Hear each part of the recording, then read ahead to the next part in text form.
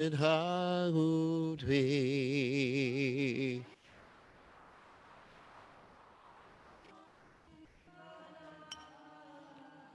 Yasodanandana Brajajana Ranjana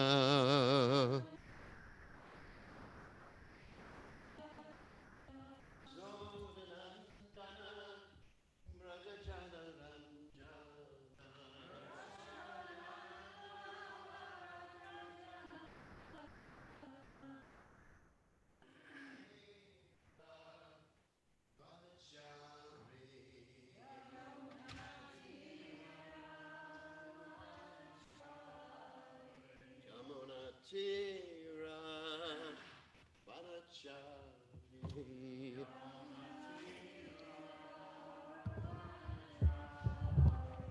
Jai Hurad Umatova Kunda Bihari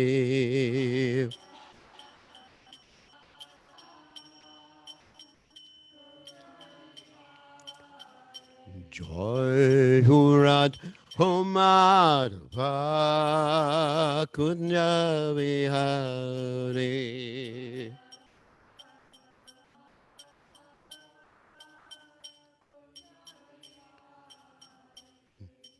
Gopijana Balaba Girivardhari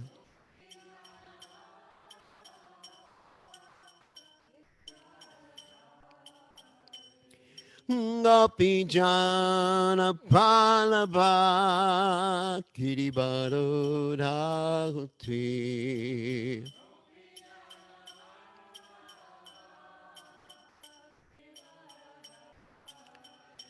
Yasodanandana Brajajana Ranjana Yasodanandana Brajajana Ranjana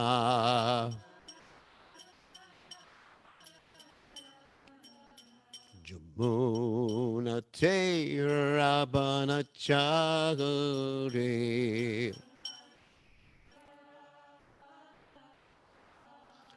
Jamuna Tera Banachari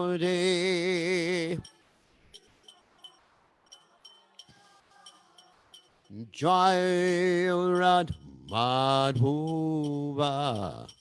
Kunjabi Bhakti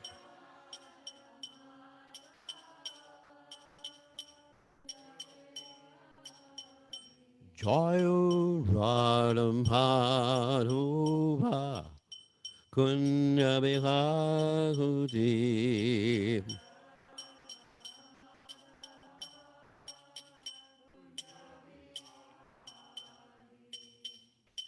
Jai Om Vishnupad Paramahamsa Parabhutacharya All Stotera Satashi Shimad His Divine Grace Abhaya Chalananda Bhaktivedanta Goswami Srila Prabhupada Ki Jai ISKCON Founder Acharya Srila Prabhupada Ki Jai Ananta Koti Vaishnav Vrinda Ki Jai Namacharya Srila Huidas Thakur Ki Jai Rem Se Kaho Shri Krishna Chaitanya Prabhu Nityananda Shidwaita Gadadha Shivasati Gaur Bhakta Vrinda Ki Jai Shri Shri Radhakrishna Gopikapata Sayam Kun Radhakunda Giri Govardhan Ki Jai Vrindavanam Ki Jai Maturidam Ki Jai Jagannatha Swami Ki Jai Yamunamai Ki Jai Shrimati Lasi Devi Ki Jai Samaveda Bhakta Vrinda Ki Jai Gaur Premananda Hari Hari Bo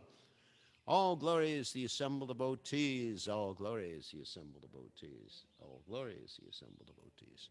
All glories to Shri Guru and Gauranga Shila Prabhupada Ki Jai Gaur Premananda. So today we are reading from Srimad Bhagavatam, 10th canto, 16th chapter, text 56. Om Namo Bhagavate Vasudevaya. Om Namo Bhagavate Vasudevaya. Om Namo Bhagavate Vasudevaya.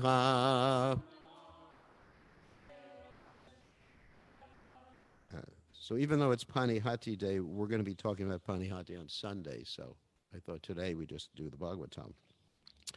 Kaliya Uvacha Vayam Kalaha Sahotpatya Tamasa Dirga Manyavaha Swabhava Dushyacho Nata Lokanham Yad Asad Graha Kalyaguvacha Vayam Kala Sahotpatya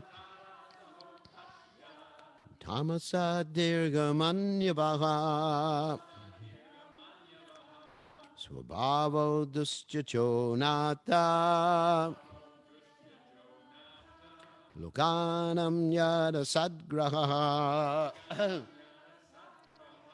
Kalya Vacha Vayam Kala Sahotpatya Tamasa Dirgamanyavaha Subhavo Dushyacho Nata Lokanam Yada Sadgraha Kalya Vacha Vayam Kala Sahotpatya Tamasa Dirgamanyavaha Subhavo Dushyacho Nata Lokanam Yada Satgraha. Okay. Vacha.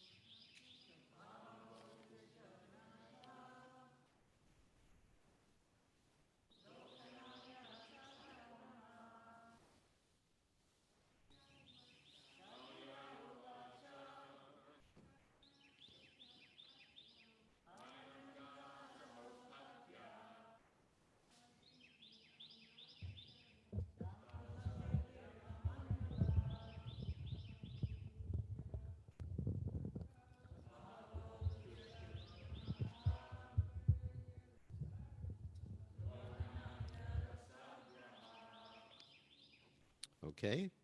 Kalya Vacha. Kalya said, Vayam, we, Kalaha, envious. Saha Utpatya, by our very birth. Tamasaha, of ignorant nature. Dirgamanyavaha, constantly angry. Swabhavaha, one's material nature. Dushyachaha is very difficult to give up. Nata, O Lord. Lokanam, for ordinary persons. Yat, because of which asat, of the unreal and impure, graha, the acceptance. So translation, the serpent Kali has said, our very birth as a snake has made us envious, ignorant, and constantly angry. O my Lord, it is so difficult for people to give up their conditioned nature by which they identify with that which is unreal. So you can repeat, the serpent Kali has said, our very birth as a snake has made us envious, ignorant, and constantly angry. O my Lord, it is so difficult for people to give up their conditioned nature by which they identify with that which is unreal. So, purport by the servants of His Divine Grace, Srila Prabhupada, Srila Sanatan Goswami points out that because of his wretched condition, Kali was unable to compose original prayers to the Lord. And thus he paraphrased some of the prayers offered by his wives.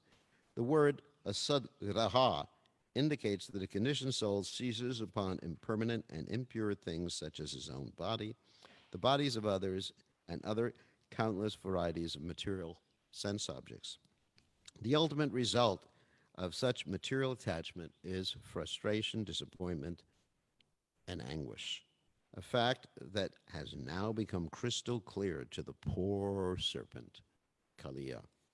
Again, the verse Kaliya vacha vayam kalo sahotpatya tamasa dirgamanyavaha svabhavo dushjajo nata lokanam yad asadgraha. So, Om Gana Timidanda Shah. Gananjana Shalakya Chakshurun Meditam Yena Tasmai Shigurave Namaha. So, I have a problem with what Kali is saying. So, I have several problems. One is, let's start with the beginning problem I have. First problem is that he took his birth as a snake because of the offense he committed in his past life. And I've told that story before. Just very briefly, the story is that he was a sage meditating in his cave, and people generally have this sense of possession. You know, not just people. I would say all living entities have a sense of possession. And I mentioned before the dogs, they mark their boundaries. Just like yesterday, I was walking in the park chanting my japa, and people had dogs, and one dog, none of the dogs attacked me, but the dogs were attacking each other because they had impinged upon each other's boundaries. So this particular sage, and I forget his name right now, but it's not important. He had his cave. It's my cave, and my entry to the cave, in my whatever. And another sage said, can I join you? And he said to the sage, no. He made faces. And he said, you are hissing like a snake. Therefore, become a snake. And of course, generally when sages curse, they actually give some sort of benediction connected with the snake, with the curse. Just like Manigriva and Nalakuvara.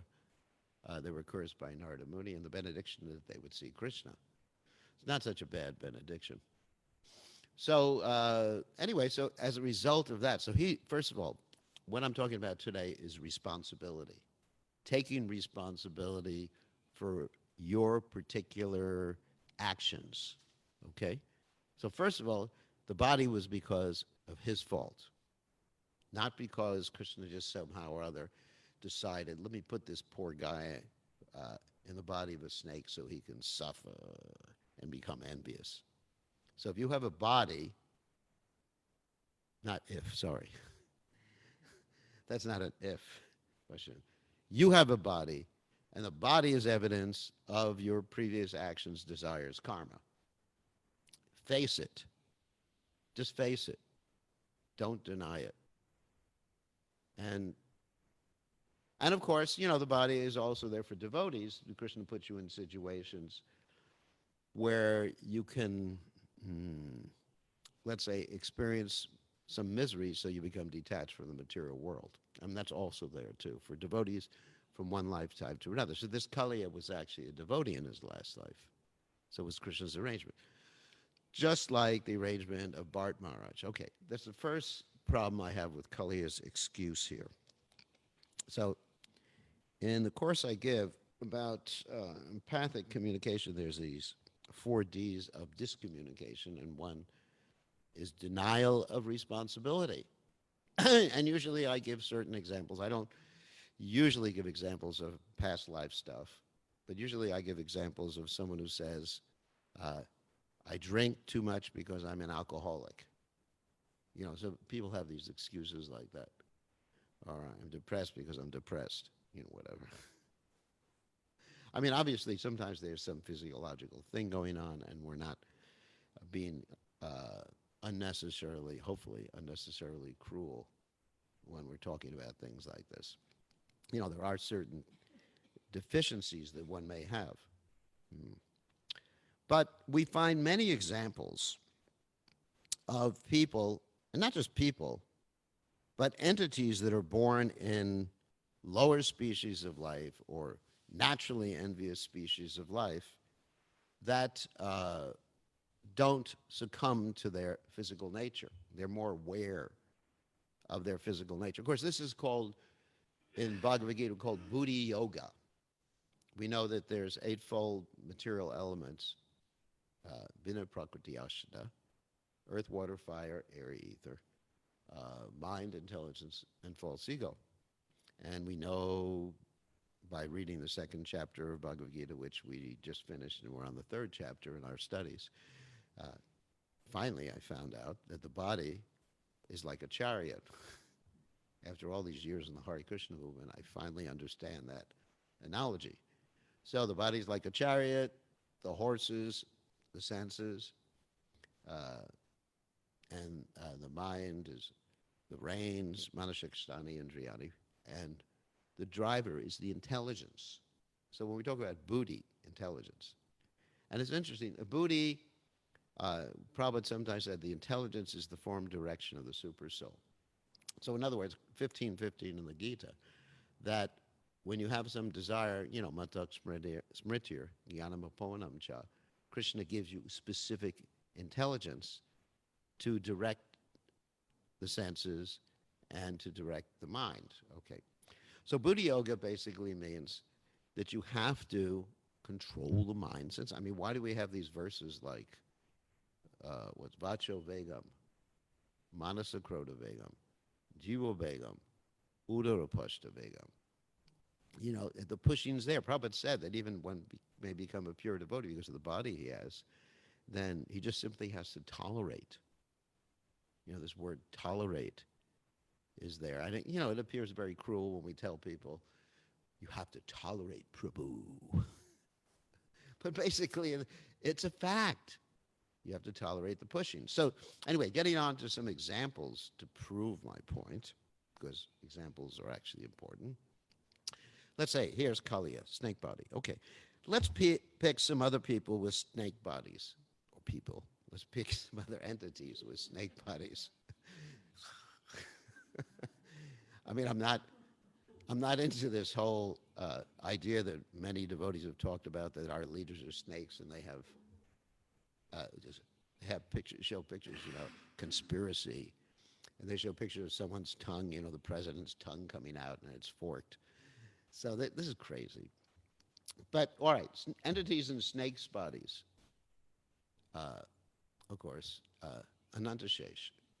Of course, his body is transcendental. Okay, let's leave that one aside for right now. Vasuki. Vasuki's a good snake. He's born in a snake body, yet he's a good guy. He's not a bad guy. It's not that all the snakes, it's not all the sons of Kadru were just like nasty creeps. That some of them were nice people. Nice snakes. Some were nice snakes. So there's another example of a snake. I'm giving snake examples, and then I'll get into other living entities. Narada Muni had a disciple who was a snake, right? And as soon as he took initiation and chanted on his beads, became Krishna conscious.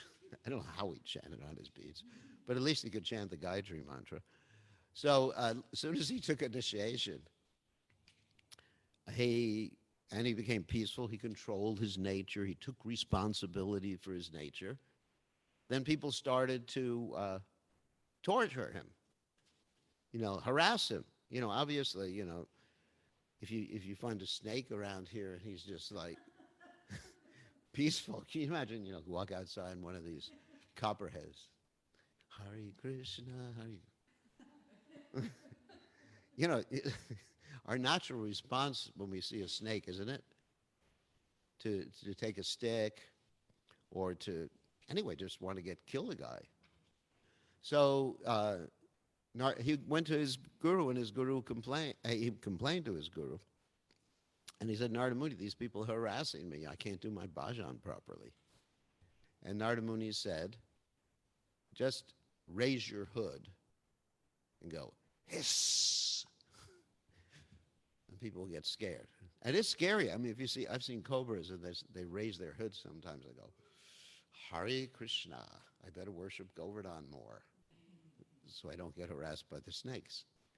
So it is kind of scary. So anyway, so there's another example of a snake. Okay, let's change the subject matter and go to other living entities now. Okay, so here is another example. Bharat Maharaj took the body of a deer. Deer are usually not self-controlled, as far as I've experienced in this world. And so what happened is that Bharat Maharaj didn't hang out with the other deer. Was he a male deer or a female deer? I don't know. Doesn't say. I just assume he's probably a female deer. Anyway.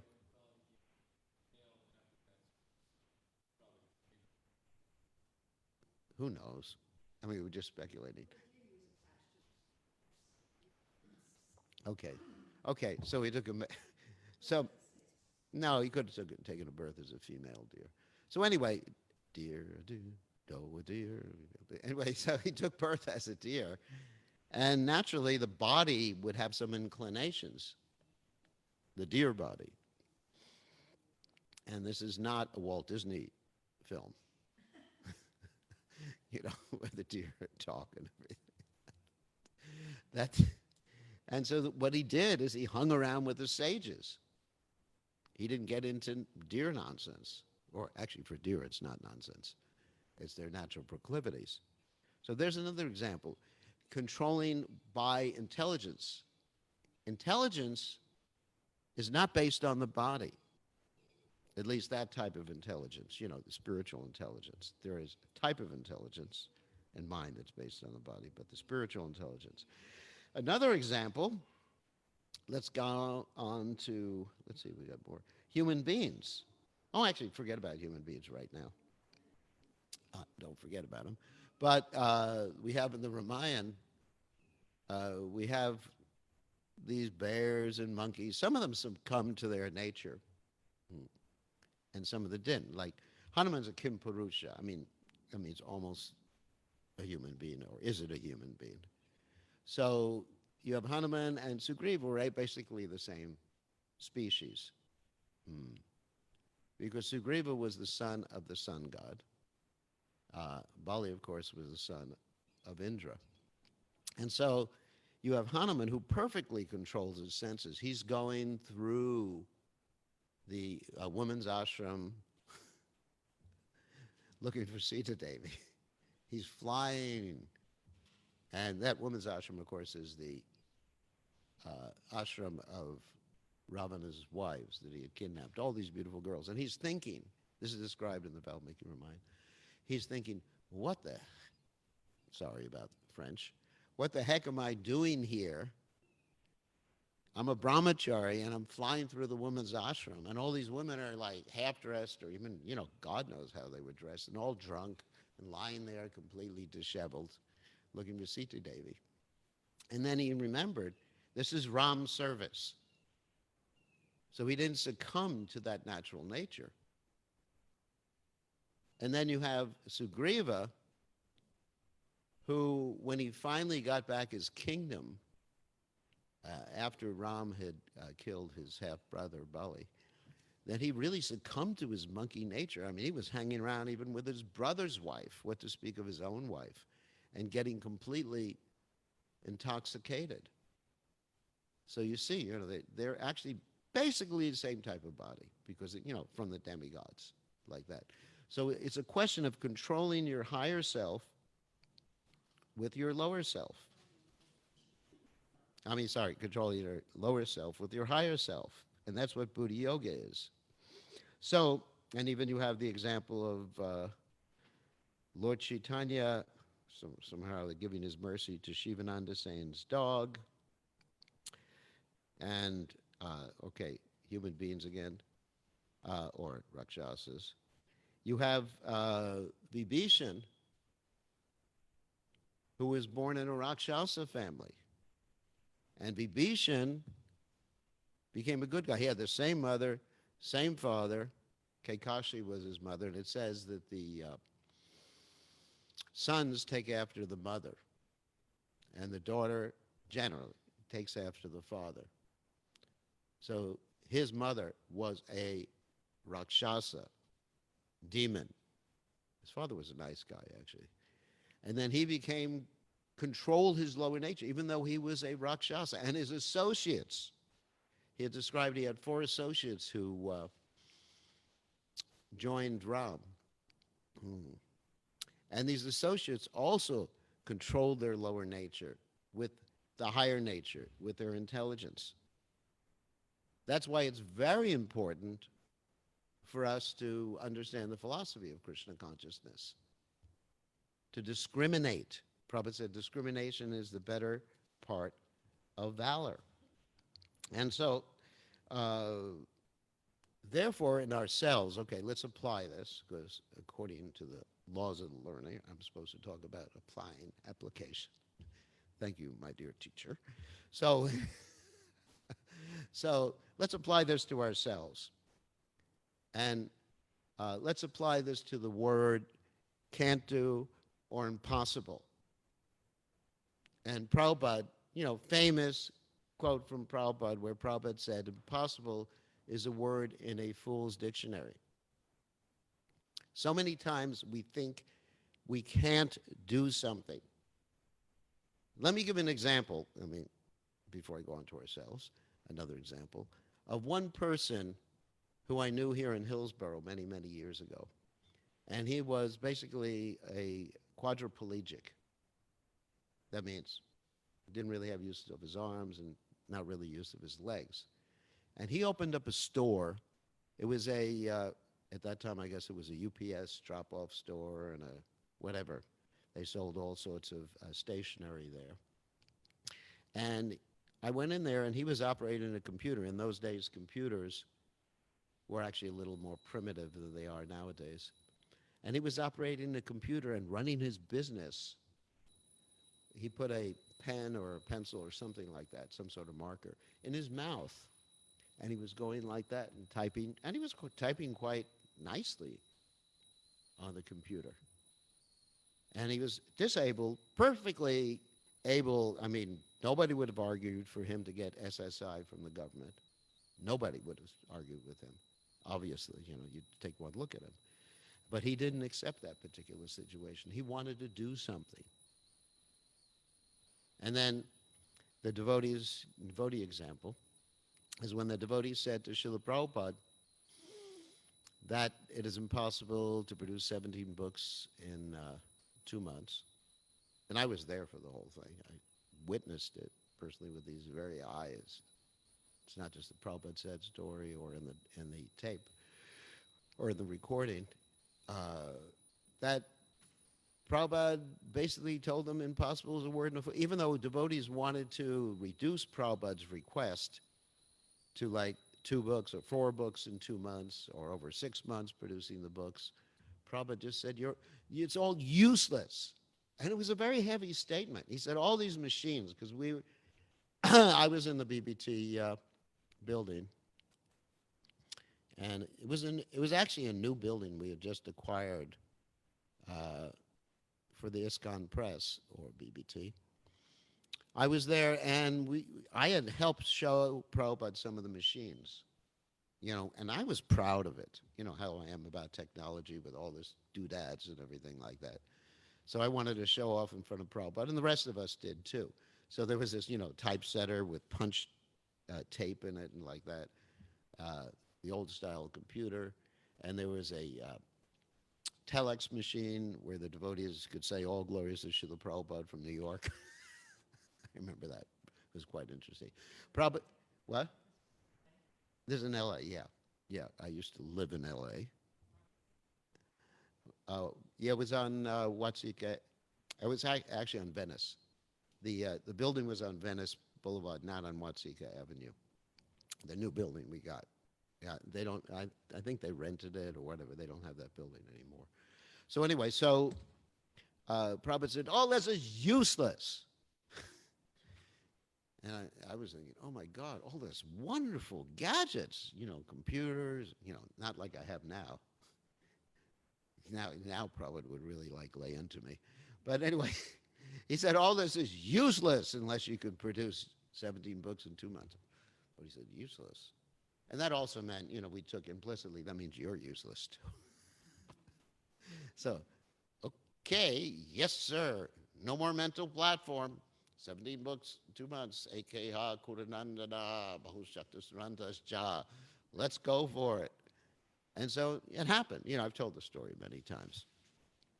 And then also in Prabhupada's own life, where his spiritual master said, preach in the West and preach in English. And people thought, some of his godbrothers and some of the other people thought, this is impossible, the whole world taking up Krishna consciousness. But Prabhupada did not accept that. Prabhupada did not accept that.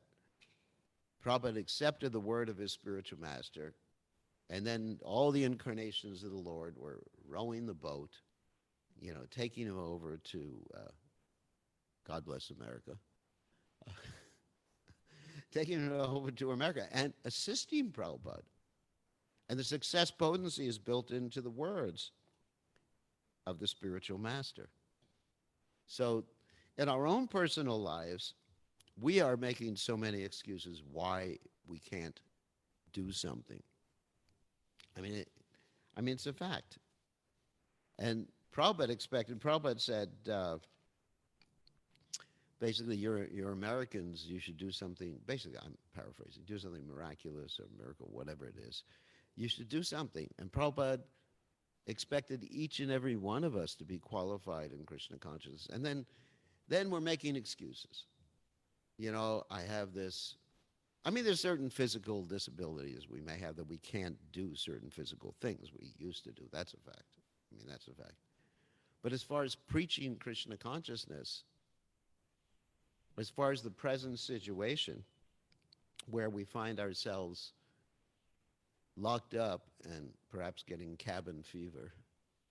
For those of you who don't know what cabin fever means, it means during the winter, sometimes people feel very locked up and they don't do anything. But there's opportunities. A devotee doesn't see, someone who's determined, doesn't see problems, he sees opportunities and challenges.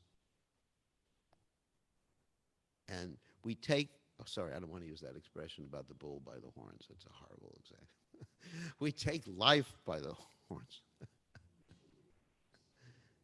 Yeah, when he wanted to kill them.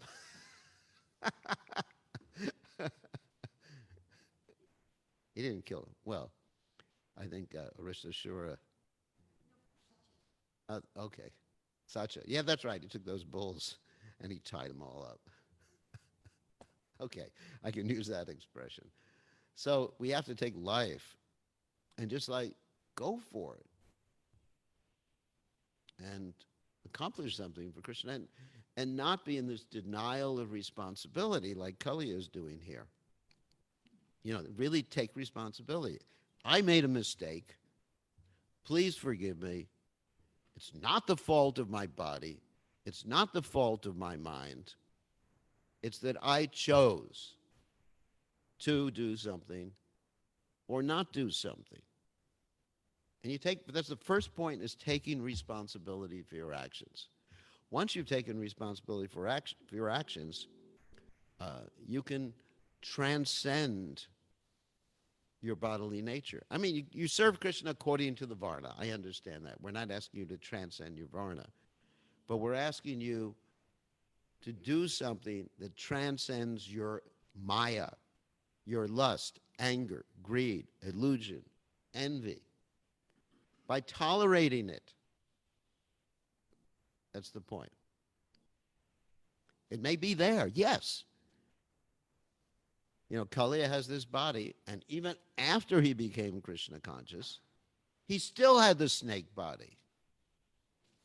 So even when we join the movement, and we may have a body that's with a crazy brain, sorry. We may have a body that's lusty, more lusty than other people. We may have, I'm talking about things we can control, okay? Not to criticize people for, you know, if you have knees that don't work and you can't stand. That's not my point. But we have certain things that we can overcome by the strength of intelligence, by the strength of our philosophy. But it's very important to learn the philosophy. Otherwise, everything's just so damn sentimental. And last night in class, we were reading that famous quote that Prabhupada said, you know, religion without philosophy is what? Sentimental. Sentimental. That's what Prabhupada said in the quote we read yesterday. And philosophy without religion is mental speculation. So you need the philosophy. So, and of course, I was using the example last night of why we need the philosophy to ascertain what is bona fide spirituality or a bona fide guru. Like Prabhupada gave the example of gold. You know, sometimes there's this thing called pyrite, which is fool's gold. And if you don't know what real gold is, we still got a few minutes. If you don't know what real gold is, you're going to be fooled. And someone's going to sell you a piece of land. At least, of course, that was in the Old West, where they were opening up California, and they said, oh, there's all this beautiful gold on the property. We'll sell it to you for 10 rupees. Not rupees.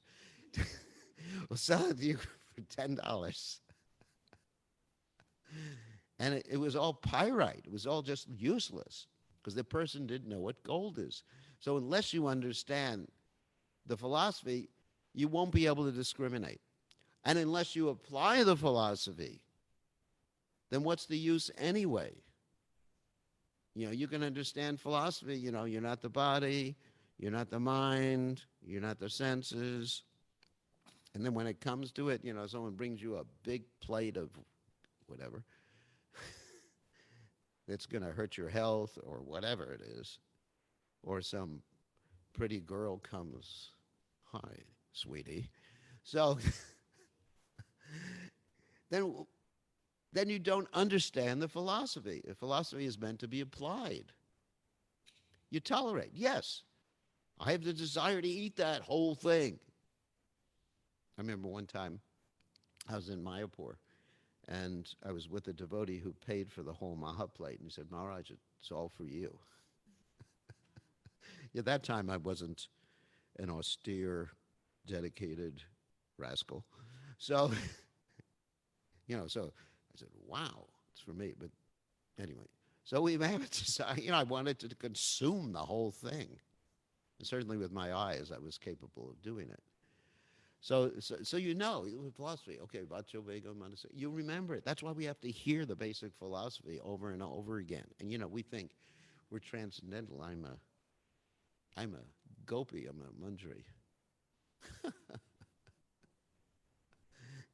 Yes, next life I'll be a young girl. But not a manjari. Because of all the torture I've given to the poor girls here, you know. But anyway, so we think all these things about our spiritual body, but, you know, we have to get back to the point of control. And that's why Prabhupada, and I've been commenting on that in my recitation of the second chapter of the Bhagavad Gita. why does Prabhupada keep repeating, why does Krishna keep repeating himself over and over again? Don't, you're not the body, you can't die, can't be burnt by fire, withered by the winds. All right already, because we haven't applied it yet. So you really have to keep reminding yourself about these things. So anyway, just to end the class, we are responsible. We should use buddhi, intelligence, in applying Krishna consciousness. And, okay, there was another thing I wanted to add. This is actually, oh yeah, and be careful about contemplating sense objects, because we understand thinking, feeling, willing. And now we're not just talking about subtle sense, gross sense objects. We're talking about subtle sense objects, conceptions about ourselves that we may have imbibed by reading our horoscope, or conceptions about ourselves that have been taught to us by our parents, or conceptions about ourselves that have been taught to us by society. So these are subtle things we concentrate. I am this type of person. And we're not talking about Varnashram now. We're talking about upadhis, designations that have been implanted on our consciousness and subconsciousness. If we contemplate them more, I'm this, I'm this, I'm this, I'm this. That's a contemplation of a subtle sense object. You become attached to it.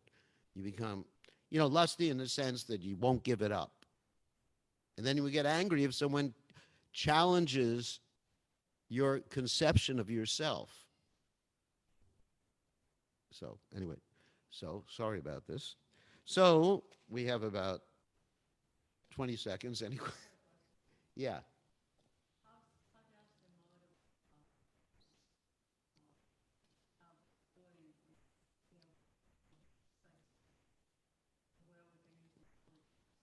Yeah.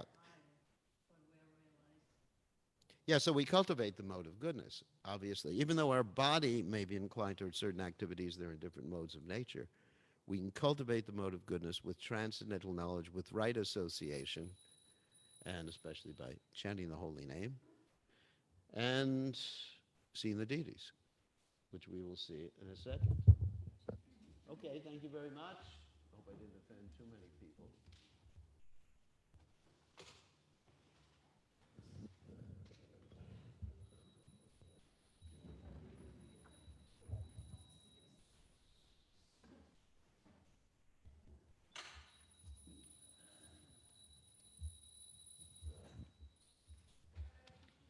Radha Golokananda ki jai. Radha Golokananda ki jai. Radha Golokananda ki jai.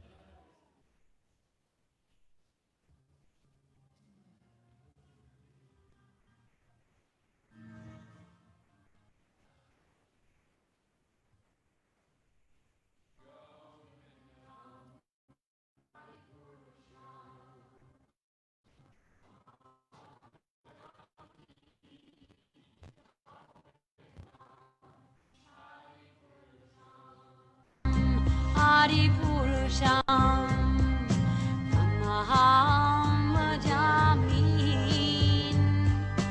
Govindam Adi Purusham Tamaham Bhajami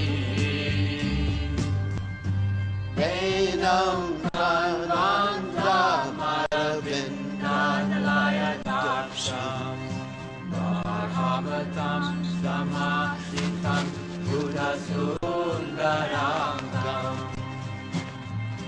Kandarako Vikamaniya Visheshashobha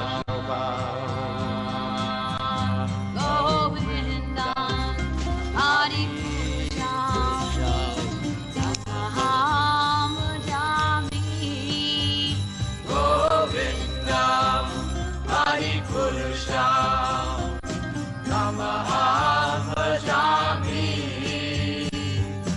Govindam Adi Purusham Tamaham Bhajami Andani Yasa Sakale Priya Priti Manti Vasyanti Pan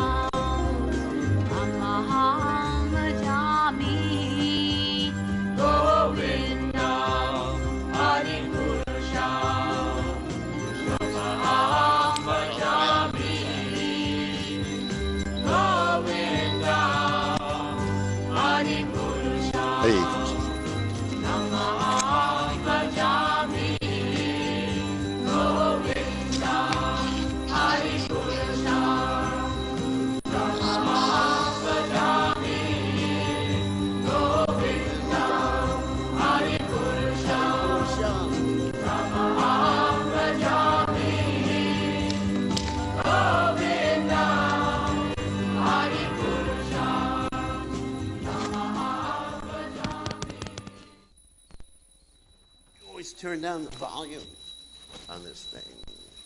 Excuse me. Why don't I just leave the volume where it's supposed to be?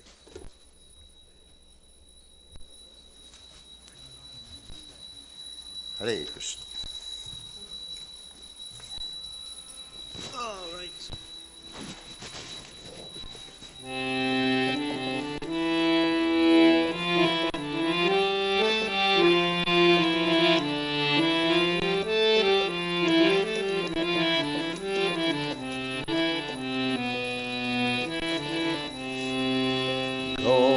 Gorangaboni te lambe unakasave.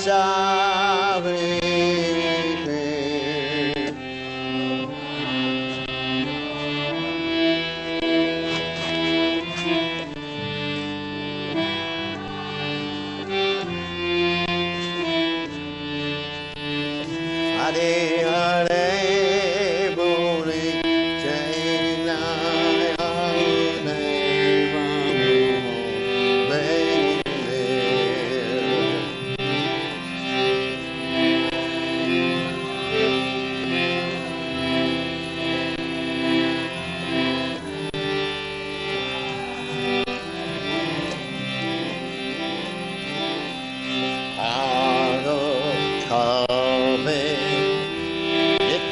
Chandera Korunai Baby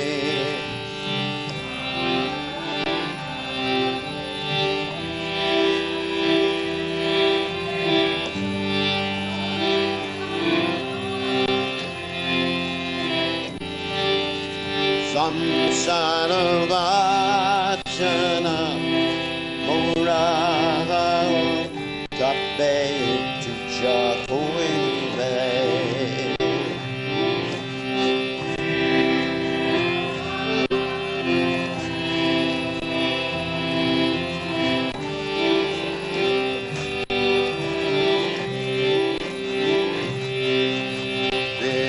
Vishayo Chariya Kape Shuraha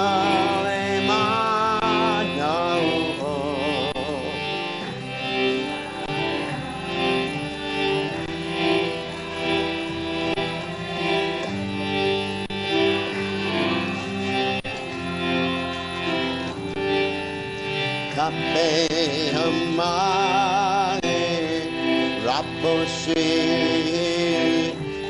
Rendavandavo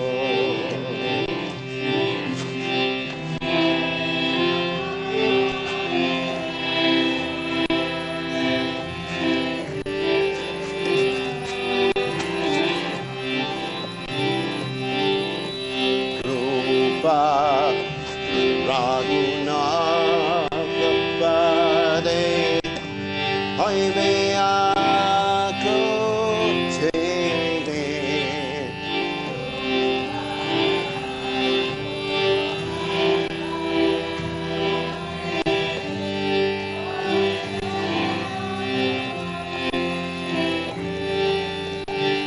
Kapeyama Yapose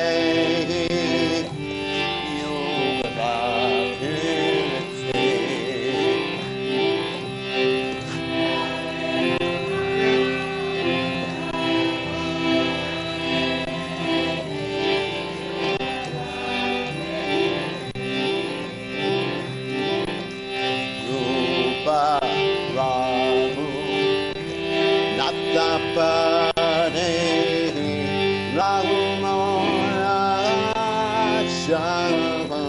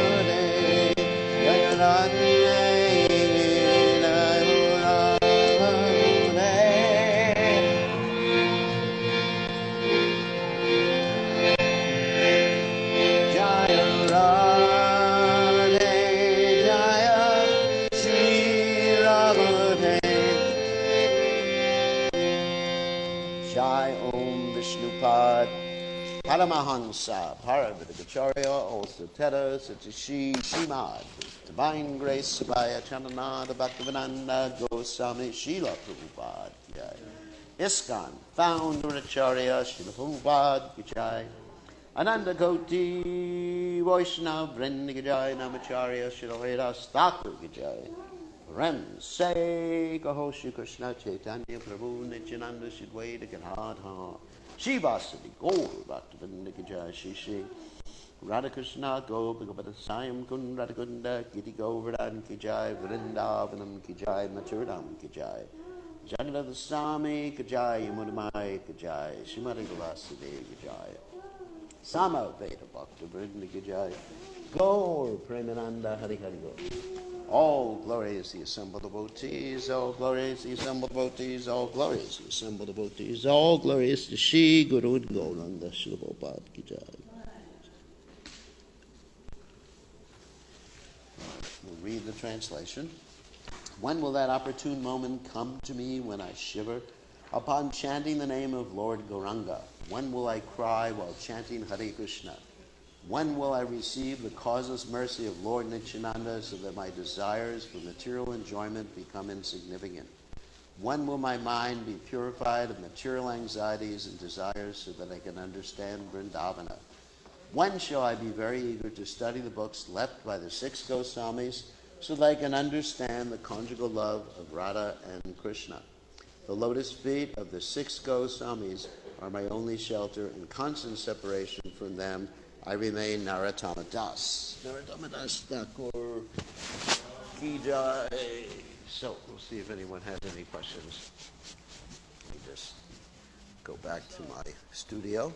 Actually, one thing I want So- to mention before that last question. Actually, one thing I want to mention in regard to that last question in class is that there's a very interesting verse in the page, a very interesting verse in the Bhagavad Gita that says that one should not hate or long for attachment and ignorance and other things when they come. So in other words, one may be subject to these things.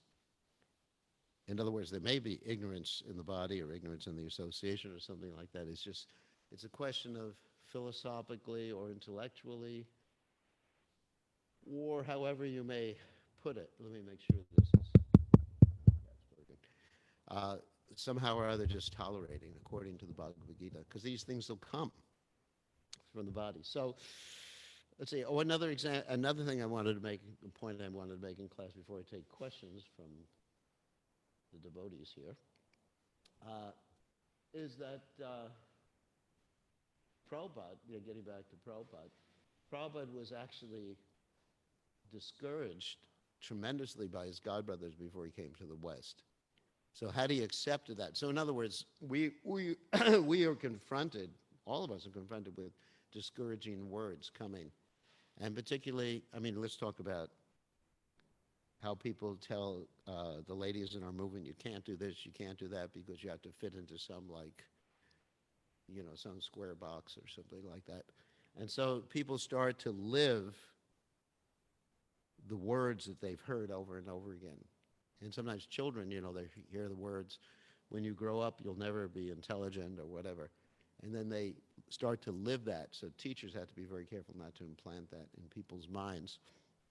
And but even if we have some of those things implanted in our minds, in our consciousness, we don't have to live those things. We can actually transcend those things using higher intelligence. So any questions or comments? Lady Khan, do you have any questions? Hare Krishna Gurudev, now Dandavat Pranam Maharaj. Haribol. Hare Krishna Gurudev, Dandavat Pranam. I know, I hear you. No question Gurudev, I have from previous classes, but I have written it down 6-7 questions. I will write to you Gurudev. No, ask me tonight. Okay Gurudev. Tonight's class. All right. Okay, if there's no other questions, good to see everybody. And thank you all for joining us. It's been very enjoyable. Can I ask from previous classes, Gurudev, from last week? Yeah, ask me tonight. Okay. Now? Okay. Not now. Now is Okay. not tonight. All right. Now Hare is Krishna, morning. Gurudev is Chitralekha. Oh, Chitralekha, In Hare Mexico. Krishna, you have a question? Yes, it's my internet signal is not working very well, so I missed the part where you said Prabhupada said that impossible is a word, and that's what I what I left. What I was. Okay, impossible is a word in the Fool's Dictionary. In other Ah, words, okay. devotees don't have the word impossible in their dictionary. We go through the Webster's Dictionary and we erase that word. Okay, right. okay. Thank you very much. Receive my obeisances. Hare Krishna.